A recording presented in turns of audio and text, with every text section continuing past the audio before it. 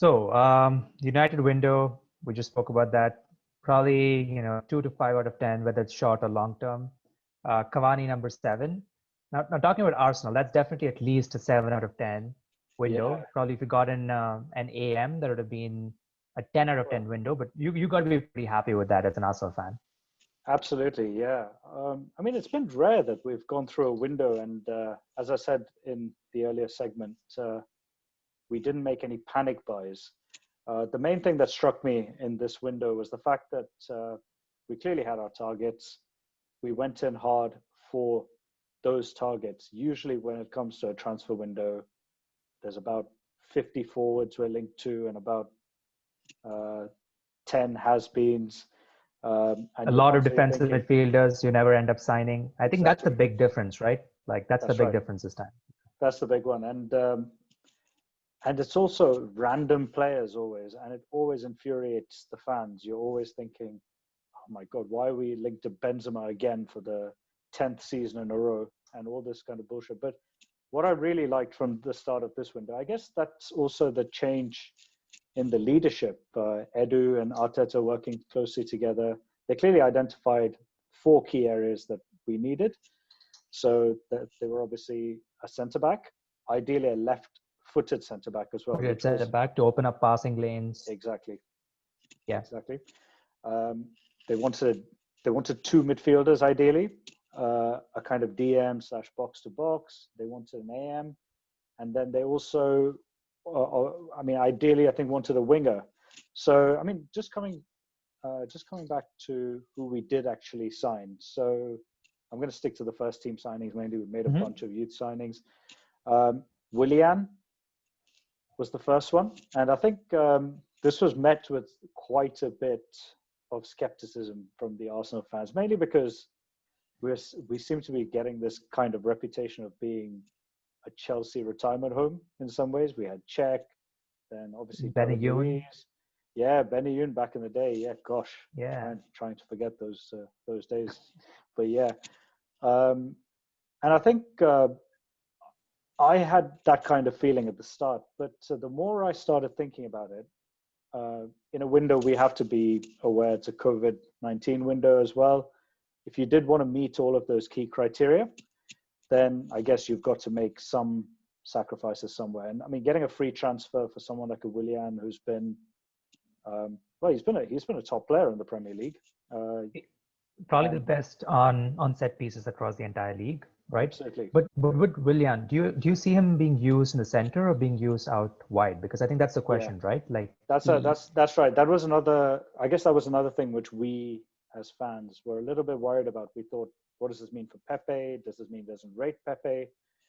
I think one thing that's become clear is that, especially the second half of the Sheffield United game at the weekend, I think that down the centre is probably where we would look to use Willian quite a bit as a number 10.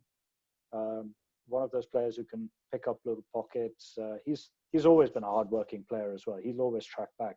So I think that's where we'll probably use him the most in the long run. The other place I can actually see him being used is in away games on the left, moving Oba into the middle. So I think in hindsight, this is a shrewd piece of business, actually. I mean, when you're talking about, 4 million as a sign-on and 100K a week, I know some tabloids like to add in all the bonuses and say it's over 200, but realistically, it's 100K a week. It's a heavily incentivized contract. Absolutely. You don't have too much to lose. It's a player that you expect him to like hit the ground running. He did really well in his very first game, though. Yeah. I feel it is a bit overhyped because I Yeah. think, I think the headline figure is slightly different from what he did in the game, but good player, great price, short-term fix.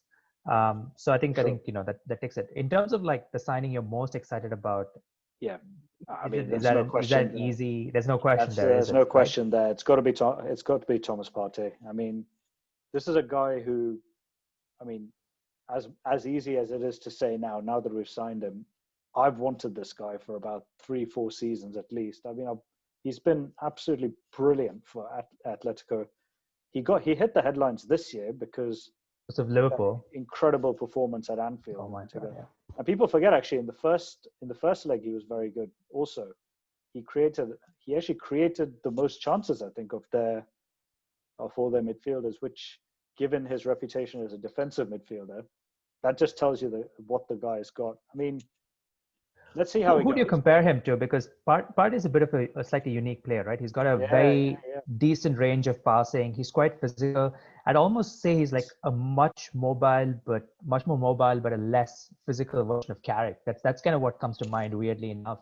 I mean, it's a weird one with Partey, because I think if you look at the systems he's been played in, it hasn't really afforded him any sort of freedom.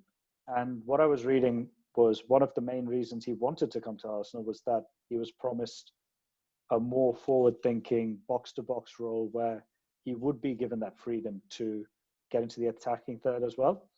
And yes, it's Ghana, and yes, it's like African nations and all this, but like when you watch him play for Ghana, actually, he gets in the attacking third a lot, and I think he has a pretty good goal scoring record, unless I'm mistaken. I think he scored about 10 goals in about 25 games, which is pretty damn impressive for a midfielder. I mean, yes, the quality of opposition may be so-so, but it just shows the fact that he's able to do that. And I've seen him, even in the last 3 seasons in the league, he scored 3 goals a season, every season.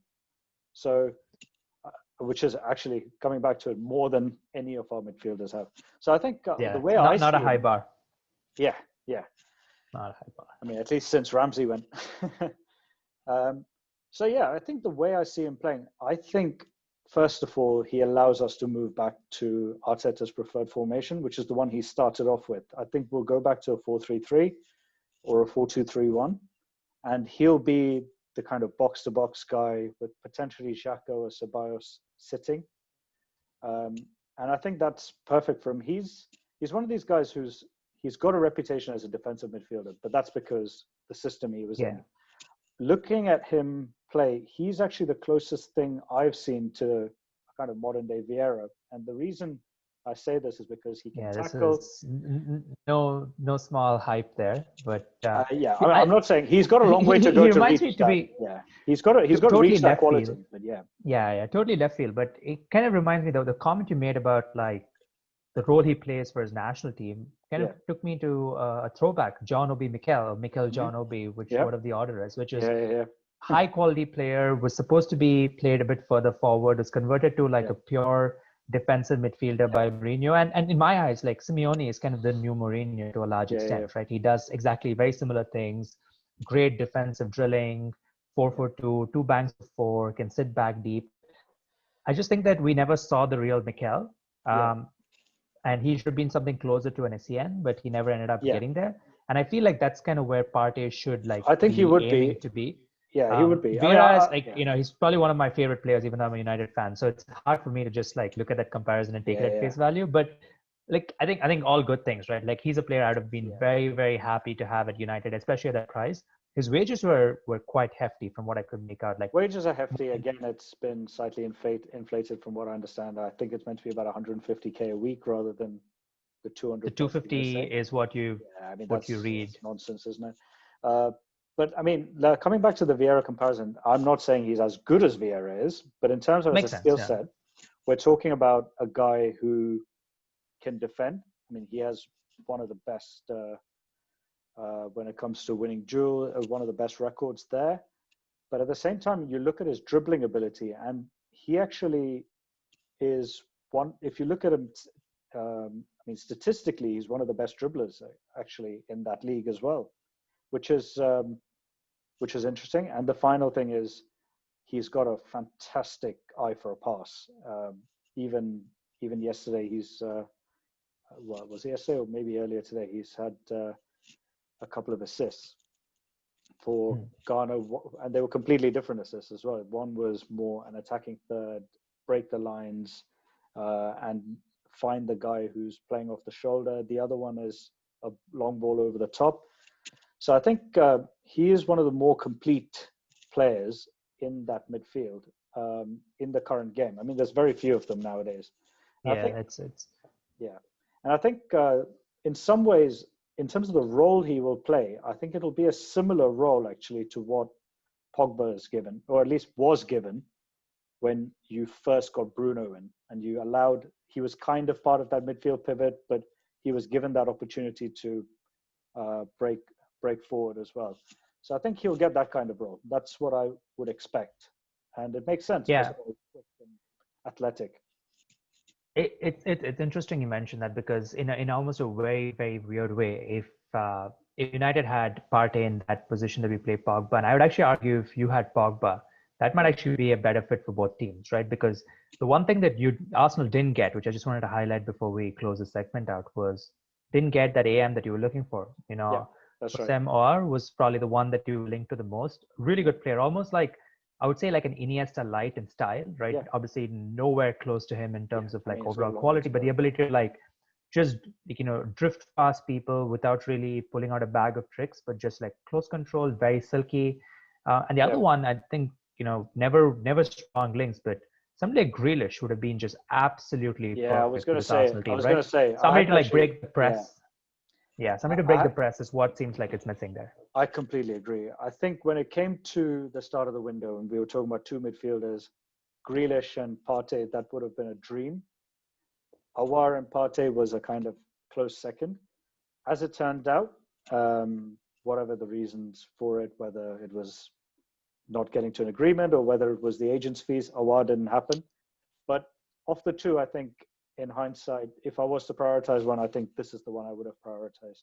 And I must say the other signing that we haven't touched on yet, which was the centre-back, Gabriel at the moment, I mean, looking a steal for considering the silly prices that bang average centre-backs are going for nowadays.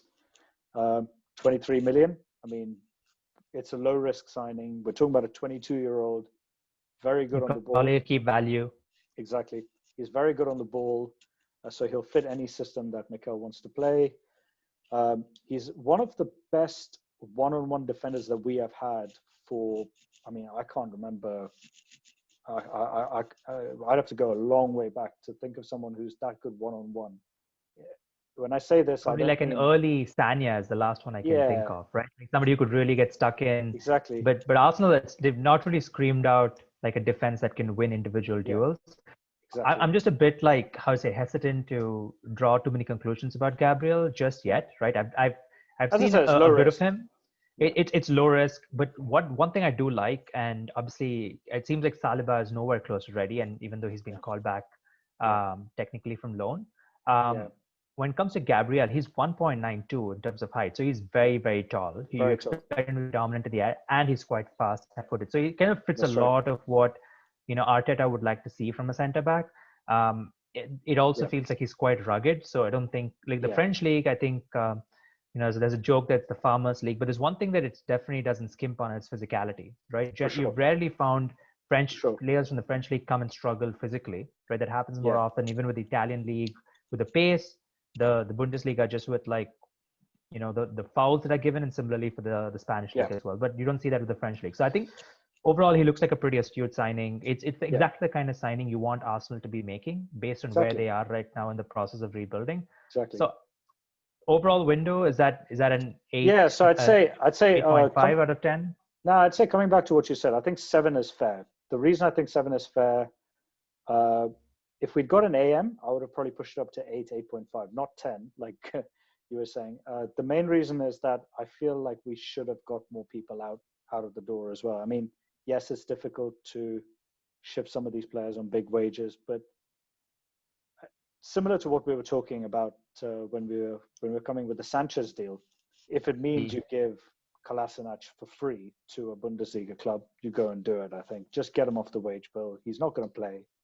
You've got Cedric in, who's apparently 2-footed and is meant to provide cover on both sides. Saka can fill in at left back quite easily. That's the kind of player who's on 100 to 120k a week, who you just want to be clearing out. And I think him, Socrates, I think to a lesser extent Ozil, because I mean, how are you going to get rid of Ozil? It's no one's paying that. No one's touching him with a barge pole, right? It's hard. Yeah. But I like the point you mentioned, Saka, because I would actually argue that if you think about, that's probably the most important signing Arsenal have made in the last year. Even more, I would argue, than That's a good point. Aubameyang, Yeah. because if you had not kept Saka, I think that the entire project, you want to call it, is starting to come apart at the seams, which is giving young players a chance, For making sure. them believe that they have the opportunity to like rebuild the club and it's going in the right direction. And I feel like holding on to Saka, who I really rate, like Martinelli, I have like my questions about. I think that he'll end up a decent player. I just don't know if he's going to end up world class. But Saka, the kid looks quite special, right? So signing him on is, and just he's like a bit of a Swiss Army knife of a left-sided player. He can play all the way from like effectively an attacking left back to probably out on the left wing. I think he'd probably end up somewhere in the middle. He's going to be ending up in like the front, like the middle three, eventually. That's a tasty midfield, right? I can see you guys playing a midfield of Saka, Willian, and potentially like Partey sitting, or maybe even Sebelos instead of. I was actually going to say that when we didn't get Houssem Aouar, the first thing was obviously disappointment. We didn't get him. But then if you look at it, you think this could actually give a bit more game time to Saka as that LCM. And I think, as you're spot on, I think a Partey sitting or Xhaka sitting, whoever it is, with Saka as an LCM, Ceballos as the right-hand side. Kind of shuttling midfielder. Exactly. I think there is balance there. And in some ways, would it have stopped his development, bringing another AM in right now? Possibly. So there are positives to be taken from this as well. The big thing is that Partey was a no-brainer. I mean, 45 million. Also, some impressively non-Arsenal shithousery at the end of that window, right? Going and signing him 28 minutes before the window closed. You know, I don't know whether it's the right thing to do or not. Just thinking about like the fact that you might want to go back to Atletico and sign somebody from it, but it's definitely one of those things that you enjoy at the moment when it happens, particularly for an Arsenal fan, because it's not been the club that's stood out as being able to do the dark arts of transfer deals. And I think that that was kind of refreshing to see. So maybe Arsenal are back. The club's had a bit of a soft center. Let's not go too far. Let's not say back yet, but at least making the right moves. I think with the shithousery. Honestly, as a United fan, it seems like the only club that's not making the right moves right now, at least in the top six, traditionally are United. It seems like City, you know, they've got a great sporting structure. Liverpool, nothing needs to be said, especially with like Michael Edwards in charge of the technical side. Chelsea, clearly they're very clearly invested. Maria is probably the best negotiator in the world. If I'm going to negotiate for anything, she's the one I want in my corner. Probably could make like North Korea pay for the missiles to blow them up. Like it's kind of crazy what she manages to do. And then you have Arsenal. Seems like Edu and Arteta make a good pair. Even Spurs seems to be like pulling it together, right? Under Mourinho, which I'm a bit shocked, to be honest. I didn't expect that to go well, but I think he's been backed. He's going to do well. And Everton, in my eyes, the winners of the transfer market, right? They've got 100%. a world-class coach. They got Rodriguez on a free, right? Talking about getting wages off, right? They managed to get him in on a free. Allen is spectacular. His stats are off the charts. I think Doucouré is a solid signing as well. I mean, you look at what he did in that Watford team. Yes, he was playing almost as a number 10 because they just had no one else. Nobody. But the guy, if you stick him in the middle of the park, he's a proper player. He is a proper player for the Premier League. And in fact, he's really good in tight spaces, which is kind of like not what you expect with this kind of Langley kind of style, right? He's exactly.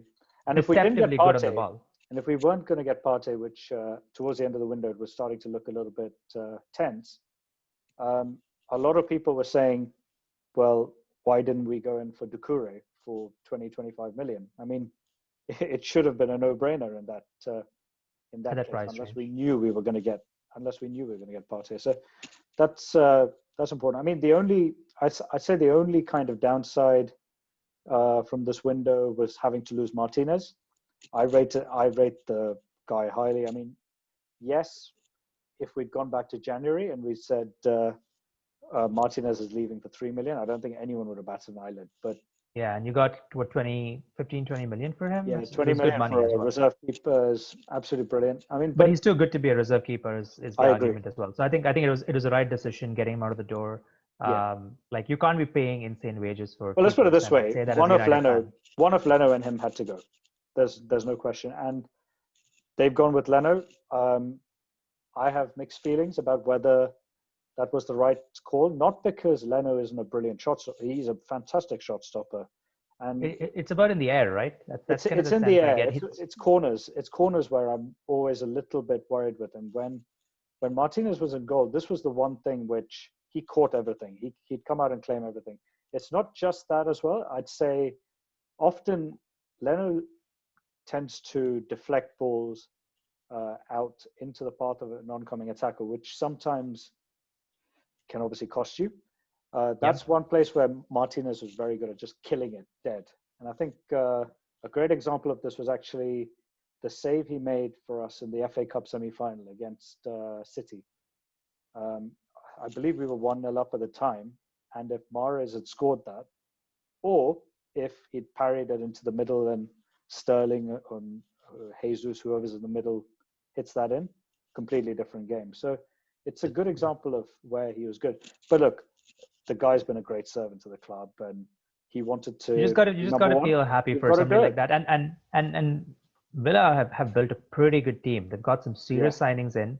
They've got a real almost like a modern day Letizia in Grealish there. It seems like he's priced himself out of a move. Yeah. If he can keep these levels up and the motivation up, they've got a pretty decent team there. And I don't think they should be fighting relegation. They should be fighting to get into the top half of the table. Yeah. Why don't we? In fact, I think this is a good point where we can move on to that. So I think we're in agreement. Everton probably the winners of that window. With the I would say, and especially the way they've improved the squad, I would say.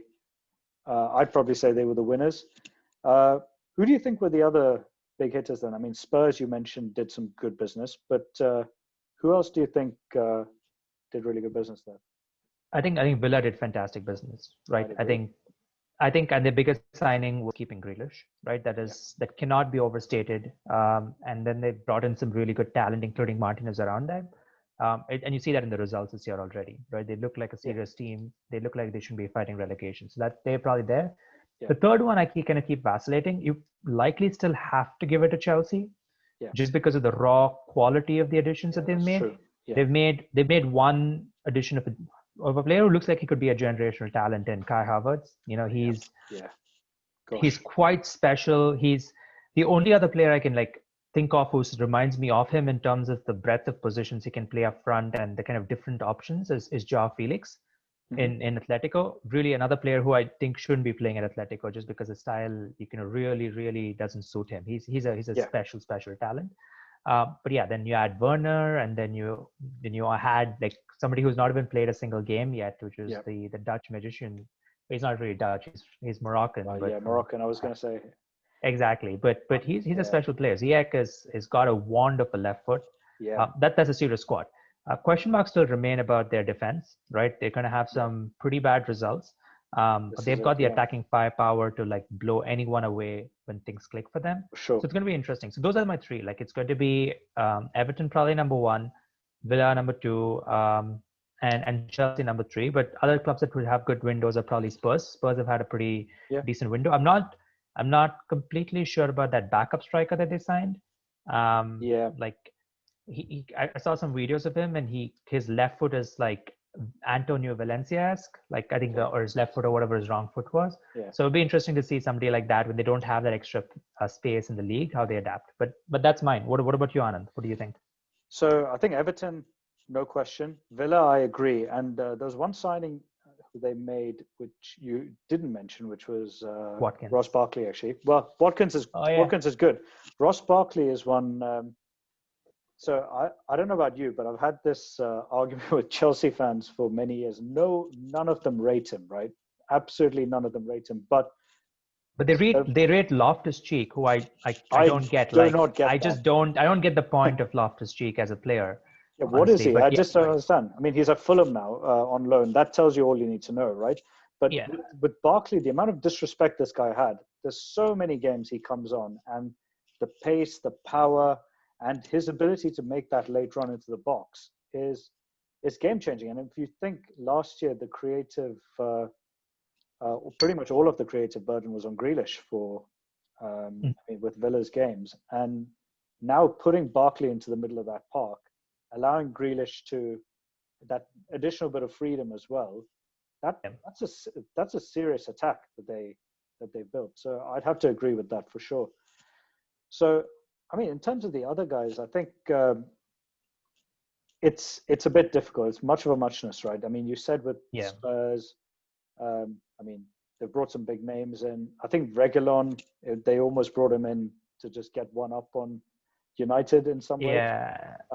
But I think he's a very good player. And let's be honest, he's a good player, but he's a huge upgrade on Ben Davies. So, that's not saying too much. But the point is, like, no self-respecting big club should be agreeing to that. I have no problem. I have a lot of criticism for Woodward. That's not a deal I'm going to criticize him on. Like, we shouldn't be agreeing to the terms that Spurs ended up with. You know, if he's any good, he's going to just get back on a plane and fly back to Madrid, and you know, it's no longer any "come on, you Spurs." He's like, I'm out of here, basically.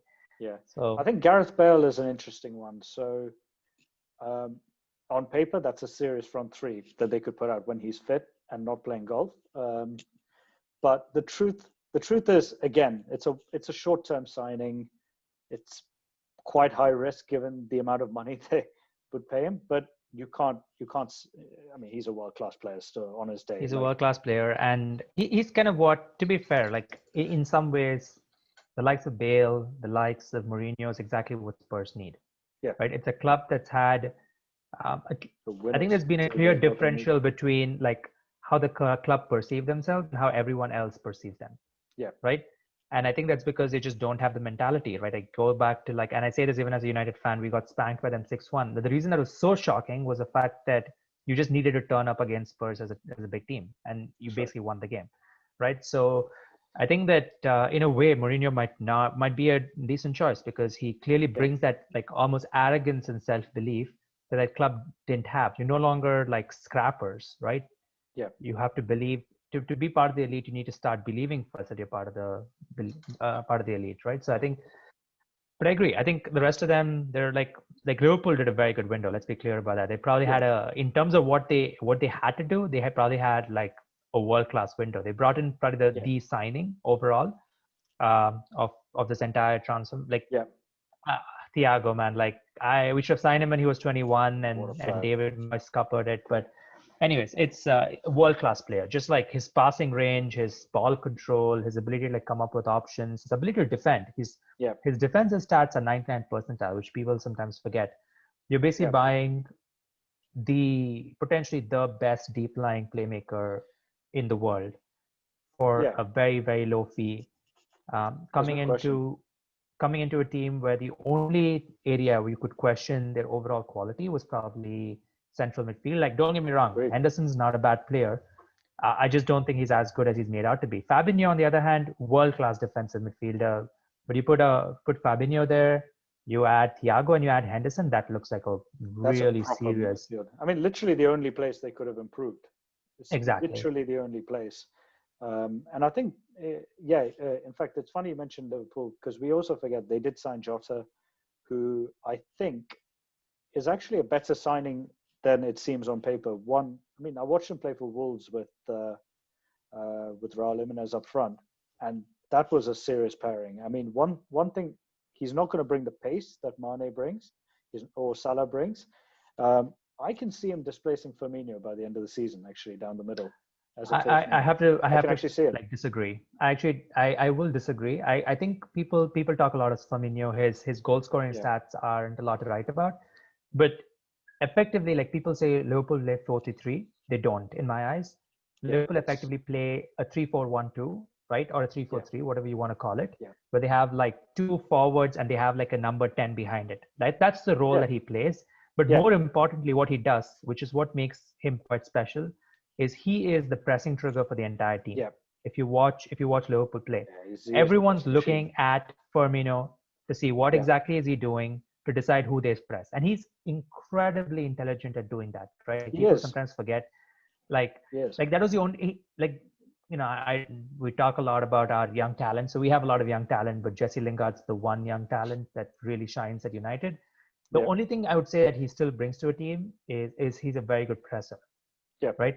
and the challenge has been that he's believed his own hype to think that he's some kind of technical, Thomas Mueller-esque genius, Well, right? Messi Like Lingard. Lingardinho. Exactly, Messi Lingard. Yeah. But he's not, right? He's No. effectively, the role he should be playing is similar to what Ji-sung Park did extremely well for us for many, many years, which is effectively being a pressing trigger, being tactically fantastic. So I personally think that Firmino, the value to Firmino goes beyond just the goals. Oh, of course. I don't think Jota can bring that anytime I understand. No, I do understand that as well. I mean, I always see Firmino as, first of all, he is definitely a false nine. I mean, he is as defensive a striker as defensive strikers come, if you listen to the Liverpool guys. But what I actually think with Jota is he played a very similar role alongside Raul Jimenez actually up front for Wolves, and I can see, because of his age as well, Firmino's had some tough games recently. It's not just the goals. Yes, he still adds value, but he's not the player he was a year and a half, 2 years ago still. I mean, and I can see if he continues that way and potentially the fitness is catching up. I mean, that the style that they play is so taxing that you can so intense. See it. You can see him. That's where I see him being displaced, not because of necessarily quality, but in terms of just being able to keep up that intensity. But anyway, we'll see. I think it's a good signing. He can play across the front three, and they're all clever. They're very clever signings, these. And if it's to be believed, they might even try and go in for Sarr from Watford as another cover on the right-hand side, in which case they've addressed the one thing which you could point the finger at them. Yeah, it's just fantastic squad building. Yeah. It reminds me a bit of like what United used to do under Ferguson, right? Which is like keep building the small pieces. We didn't do that as much in the last few years, particularly in center midfield, but historically this is what we were really good at. So I know we've like had a pretty wide-ranging conversation right here, and one thing I just want to say is like, viewers out there, people who are listening in, and whatever platform it might be, would love to hear your thoughts. Like, which were the signings that really stood out to you? Which are the teams that you think did fantastic business? And one interesting one, which is like the signing that you're most looking forward to. And maybe I'll throw that over to you on, then doesn't need to be from your own club, right? Just like a signing that can kind of, you're really excited to see that player get on the pitch, strut us up. Who's that going to be for you? Yeah. It's a very, very close call for me between Thiago and James Rodriguez. James Rodriguez is one I've wanted to see in the league for so many years. Everything you said about Ziyech with the wonderful left foot. I mean, the first time I ever really, really thought wonderful left foot in the kind of modern era was, when I say modern, last 10 years or so, was James Rodriguez. Like seeing him play for Colombia, seeing him, when he made the move to Real Madrid in the first place, we were all excited about that, let's be honest. And I'm really excited to see what he's going to do for Everton in an Ancelotti system. But yeah, it's going to be one of those two for me. How about you? So for me, I'm gonna go a bit left field. The two that I'm one that's not yet gone through but might go through is Said Benrahma. He's got a bit of a touch of genius to the guy. Like, I'm just interested in seeing how he makes the step up. Is he going to be an Adel Tarabt, who just flatters to deceive, who by the way has become a very good defensive midfielder in a pretty solid Benfica team. So that's something, if that goes through, I'm really excited about. The other one I'm really excited about, which has kind of fallen through the cracks to an extent, is Fabio Silva at Wolves. The guy, bought him for 35 million. Obviously, Mendes pocketed a cool 7.2 million of that. But this guy has been rated as highly as Joao Felix was, right? 18 as and well. He's 18. By everything I can read, this guy's going to be quite a special talent, a serious, like multifunctional, modern goal scorer. Yeah. They're effectively buying very early their replacement for Raul Jimenez, right? Who, by the way, is just a fantastic all-round striker. I don't think people realize how good he is. He's just just can do everything. Great touch, fantastic running down the channels, very physical, can find people, incredible in the air as well. Great understanding with Jota previously and Traore. So those are the two that really kind of stand out to me. I'm quite excited about both of them. Yeah. There's something about like a young player, just like someone you haven't seen before as well. Yeah. Exactly. So that's I'm pretty excited about that. And eventually, I'm excited about seeing Traore at United actually, or Diallo. He looks like a serious talent. Not going to see him anytime soon, but some of these 18-year-olds that it's kind of it's for me, it's the best part of being a football fan to an extent, which is seeing youngsters come through. That's one of the main reasons I've always wanted to support United as a team. So I'm pretty excited about some of these players. I think that's a good shout. I mean, Benrahma, I've just seen his transfers apparently collapsed to West Ham, but I'm sure someone else is going to come in for him before the end of this. Well, what do we have? Another 4 days or so. I'm sure someone's coming in from him. He is absolutely brilliant. And it's a bit of a shame for Brentford that they've had two of their BMW group dismantled the season after they really broke out. But I mean, the game is the game, as they say. The game is the game. Okay. So I think it was fun. I think the next episode, folks, for those who are listening, at least of Straight Red, is probably going to be looking back and forward into the season. We've already had a few weeks that have taken place, a few trends that are already emerging, both from like a tactical standpoint as well as results of the different clubs. We want to do a bit of a mini preview for like the top clubs potentially, right? And particularly talking through like what United and Arsenal the seasons look like and some of the things we would like to see. Right, and maybe talk a bit more about some of the breakout stars and which ones we think are going to keep it up and why, and some of the players we think are more on a hot streak of form and try to explain why we think so. So I think that's some of the things that you could look forward to in our very next episode of Straight Red. So thanks, Anand. That was fun. More fun than typing out on WhatsApp, I'm sure. And I hope it was fun for you as well, listeners. Take care and see you soon when the sports come back. Take care, guys. Thanks.